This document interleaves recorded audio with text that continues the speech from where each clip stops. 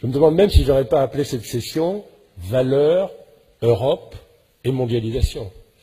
Je dis ça parce que l'Europe, elle est évidente. L'Europe, c'est l'oxygène, c'est l'air qu'on respire dans n'importe quelle entreprise.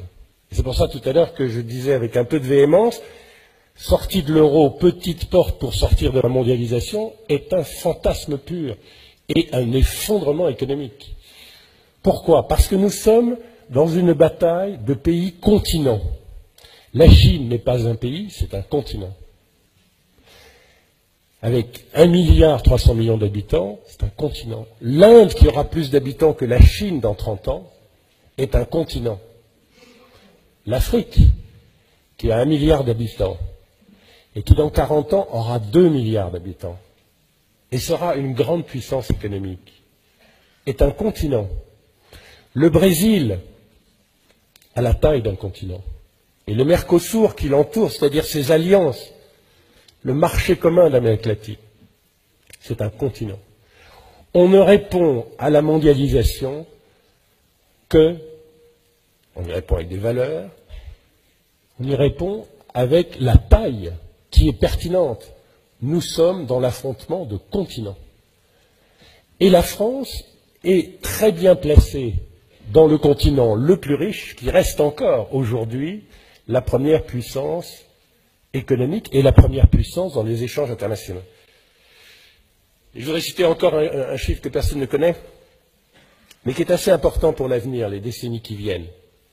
Il y a un petit continent qui est au sud de l'Europe, où on voit surtout les gens arriver des côtes libyennes sur des bateaux, et il faut faire un petit effort pour se rappeler que c'est le seul continent sur lequel la France a un excédent commercial, s'appelle l'Afrique.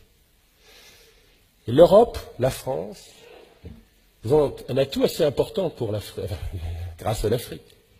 C'est que l'Afrique parle en français ou en anglais, un peu en portugais, un peu en espagnol.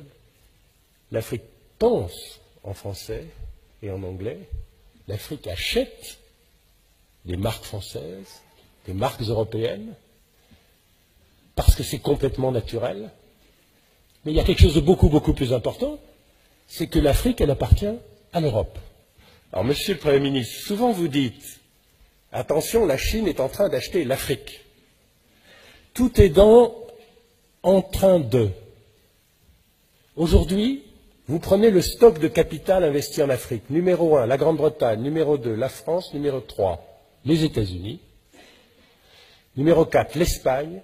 Numéro 5, le Portugal. Numéro 6, la Grèce. Puisque dans la représentation diabolique de la Grèce, on a perdu en tête que la Grèce est très importante en Afrique du Sud, très importante en Afrique de l'Est, très importante en Australie, le premier armateur du monde, etc. Et ensuite vient la Chine, en stock de capital. C'est-à-dire qui possède les mines, qui possède le pétrole, qui possède les produits agricoles, qui possède l'immobilier, l'Europe. La Chine en flux, c'est-à-dire qu'est-ce qui change tous les ans? Elle est première. L'avantage que s'est construit l'Europe avec l'histoire est en train de le perdre. L'Afrique, vous ne dites à personne, appartient à l'Europe qui ne le sait pas. Et quand vous allez le dire autour de vous, eh bien là c'est votre problème, ils ne vont pas vous croire, je vous assure. Et c'est un atout énorme. Elle n'appartient pas encore à la Chine, elle n'appartient pas encore à l'Inde, elle n'appartient pas encore au Brésil, et chose un tout petit peu plus préoccupante, elle n'appartient toujours pas aux Africains. Mais les Français ont un don comme personne, et le président de la République en particulier, d'ailleurs objectivement tous les présidents de la République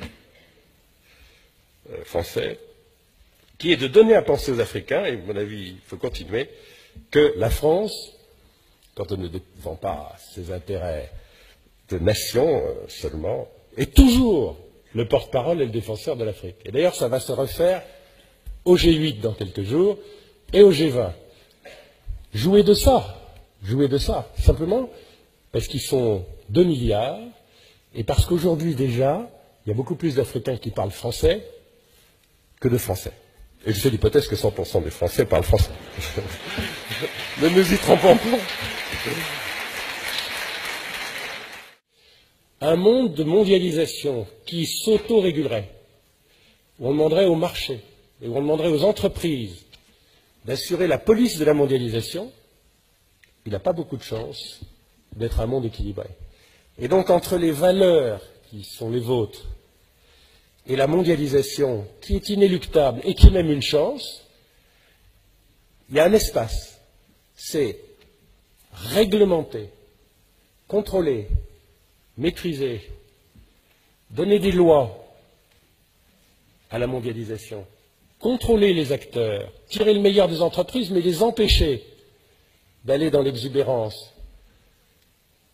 Entre les valeurs et la mondialisation, il y a une mondialisation qui respecterait des valeurs. Voilà, je pense que c'est utile pour vous.